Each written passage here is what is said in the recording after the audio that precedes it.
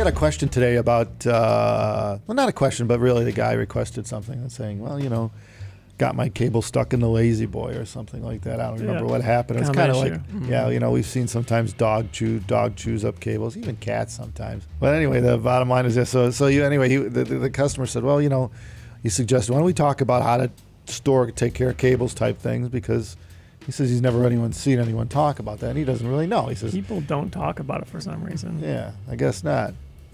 I think he might have mentioned the fact, just my line of thinking. His line of thinking was, we'll just wrap it around my hand and put it down on the on the table, and you're done. You could do that if it's flexible enough.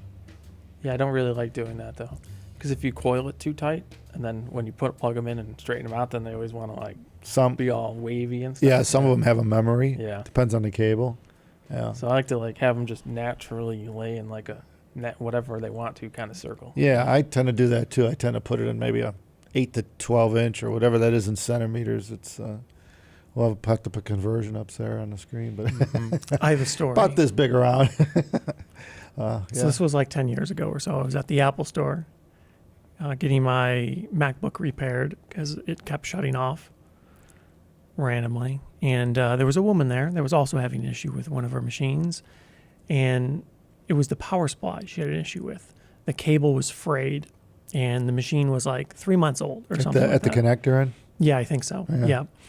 And the genius, as they call them, at the Apple store was asking this individual, well, how do you store this cable?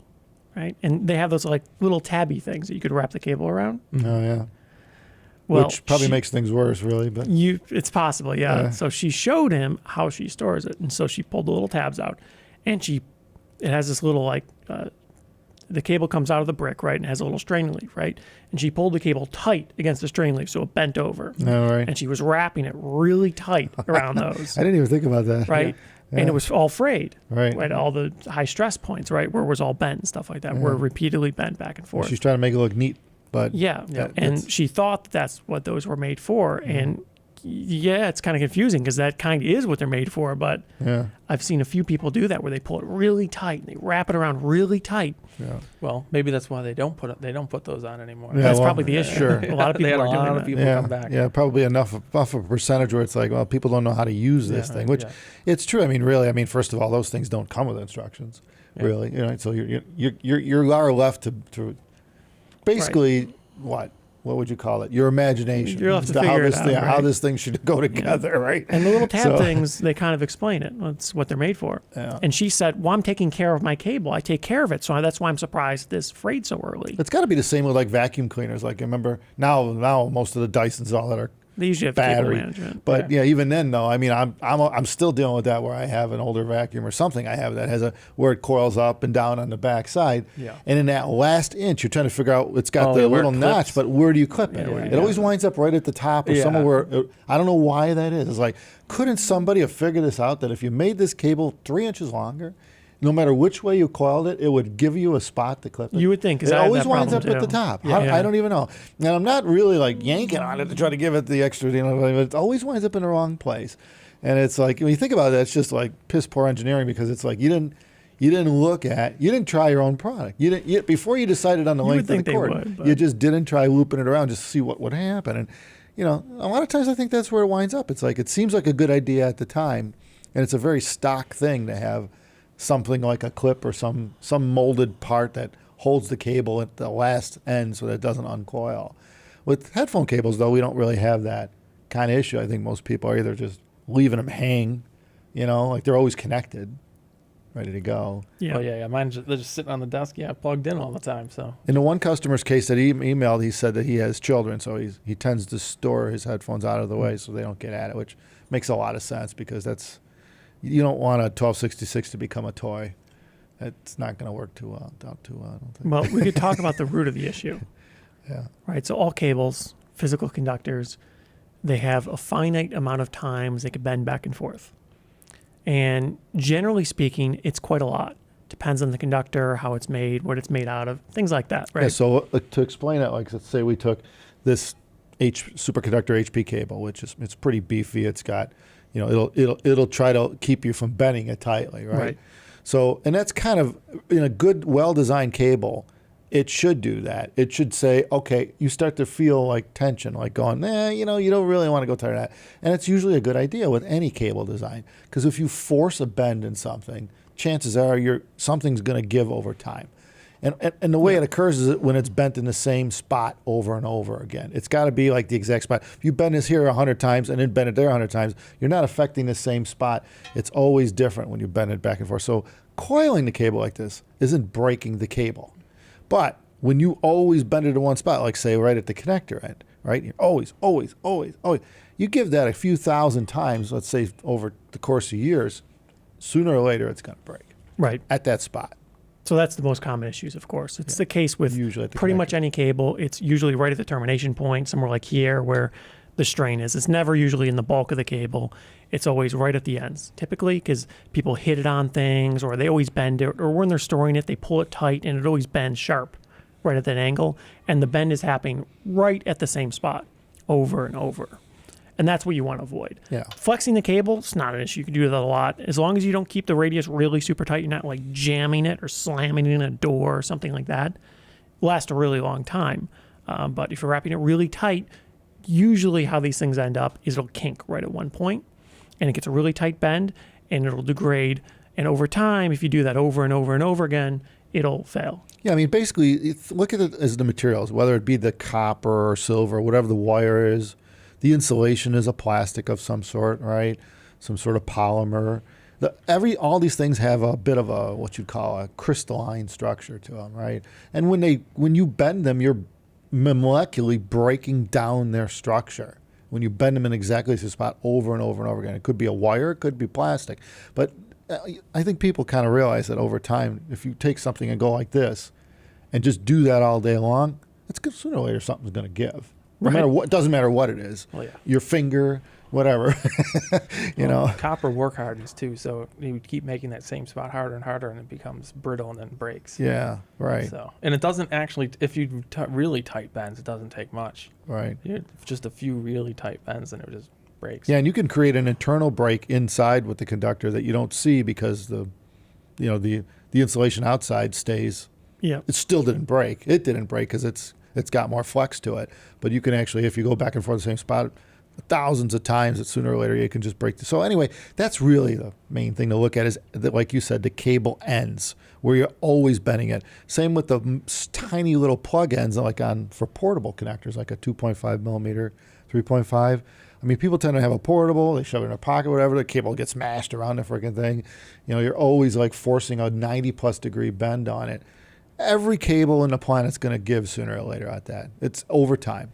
There's no way around it. They're just, if you made them stronger and stiffer there, the jack would break instead, right? Instead of the cable that's giving, the issue. You're going to bust the jack because now you got this much stuff sticking out the top of your portable. So it's kind of like there's no way to totally protect against this. It's you going could to happen. Increase the life. You can't really make it last forever. Now, if it's just sitting there, pretty much it'll last forever.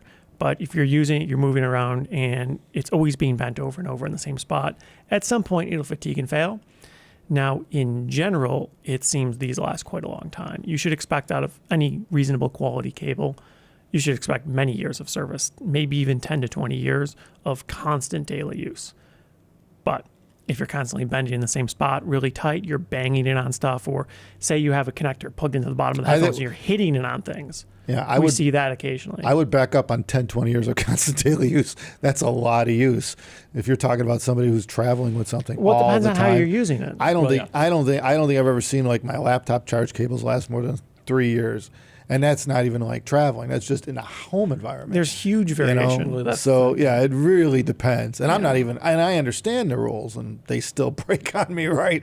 So, it's one of those things where it's difficult to say. You look at something like an iPhone charge cable, the standard stock cable. So many people have those, right? And they use them over and over and over again. You see some people, they have issues with them breaking 1, 2, 3 months. That's common. People have issues. They don't last very long. Typically, my cables last 3 to 5 years before they show any signs of wear.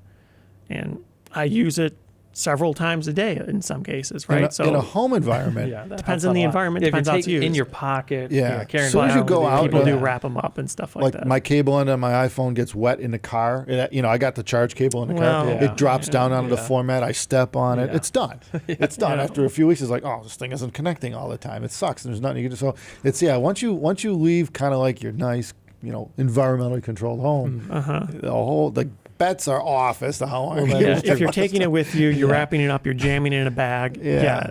Well, Sure. That's the thing, because I still have the same iPhone 5 cable that I use every day. It's just been plugged in. I just leave this new cable in the box every new phone, and now I look at it, it's like it's so yellow compared to a new one. But yeah, it's just because it just sits on the desk. My laptop at home now, I run magnetic. I got a really nice, and I ran through 2 versions of it. One failed within a year or two, but where a magnetic coupling to the laptop. Yeah. Where it gives one piece that plugs into the what is it? It's Type a knockoff MagSafe for Type C. Yeah, but it's great. MagSafe's and I found one that now. had like a good 6 or 8 pins on it. It was heavy duty, and that one's held up really well. And I've tripped on the cord. A number of my wife, you name it, someone's tripped on the cord, and the laptop doesn't. It's great because it still pops off, but it holds really well. And that mag thing isn't getting overheated from high contact reasons. So I found it works well. You're usually going to spend a little more for it, but that was a solution for that because I got used to the MagSafe.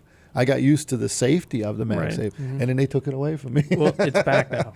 Yeah, is it? MagSafe Only 3. 10 years later. Oh, yeah, Yep. right. So yeah, they because put it back in. it just makes kind of sense. Again, they might have had a lot of problems. Yeah. Same thing when they got rid of those little clip things. Well, not only that, we looked it up. I think they hold the patent on the damn thing, so why the hell not use it? Yeah. So people liked it. Yeah, right. But it makes sense, and I mean that's a common. It's going to be it was a failure point with the MagSafe connector too, right? Now the cable's replaceable too. Oh yeah. Well, Because it's Type C on the other end. That solves the whole problem. Yeah. So they sorted it. Yeah, right. And these, even for think about it, even for a company the size of Apple, look how much time it takes. They thought they could get away with it, but I'm sure a lot of people complained. I don't even think it was getting away with it so much. Really, it was just more like it seemed like the better way to build it at the time. Right. Less connections, less failure points. Cord comes out of the power supply. I get that. All right, but then you got to replace the whole $100 supply when the freaking end phrase instead of the cord. Yeah, right, and I get that too. Everything, that's the way it is in design, right? Everything's a trade-off. You trade one problem more cost for another problem. Maybe it solves a minor problem, but it costs more. Yeah, sure. Yeah. I mean, that's why they went to Type C in the first place. They're probably thinking, well, the connector's rated for a lot more insertions than what they were using before. Yeah. But then there's other problems. Then you put it out in the field and you find out how people can make a mess of that too. Yeah, you trip over it 2 or 3 times. It's probably not too happy about Probably that. not a good idea. Yeah, I've had a few close calls with my Type C. Yeah, where and it's you're not even trying. It's just like you know what I mean. It'll happen. It happens because you're not expecting it to happen. You're not like you're like you don't even know the cord was around your foot when you get out.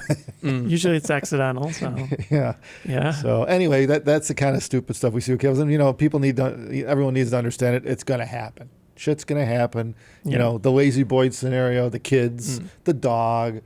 Whatever, you get another cable. It is what it is. That's the way what life is, with cables. They can last a very long time, but if you run them over with a lawnmower, well, not so much. Well, tow a car with it. That'd be pretty bad. Things like that. Yeah. Yeah. Yeah, sure.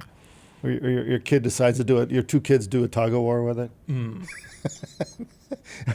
Let's see how long we can pull this till the connector comes off. But anyway, for the most part though, keep them dry. Keep them clean, coil them up in a reasonable loop so that it's easy to just unloop. To make it really smaller, tight. Unless you're going portable, and that's fine if that's the way you're carrying out to use it. Just expect it at some point. Probably have a diminished life, but it's probably going to be years, and it's not something you got to. It's usually not really a big deal. Yeah, it's not, what are you going to do? But if you want to get the most out of it, minimize how much you bend it over and over in the same spot. Yeah, right. And on some of these cables, I mean, the molded ones and stuff like that are a little more difficult to repair. But on a lot of cables that are out there, the manufacturer might be able to repair it for you. If it breaks at one end or something like that, and can replace the connector. It might be a cost involved, but some of them are repairable.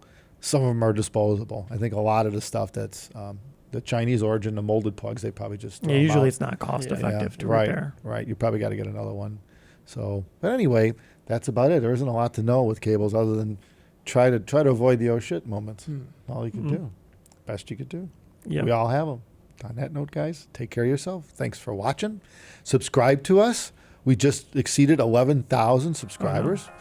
And we could use about 20, 30,000 more to do it. So if we can do that by the end of the year, that'd be great. Oh, yeah. Okay. That's Take care. ambitious.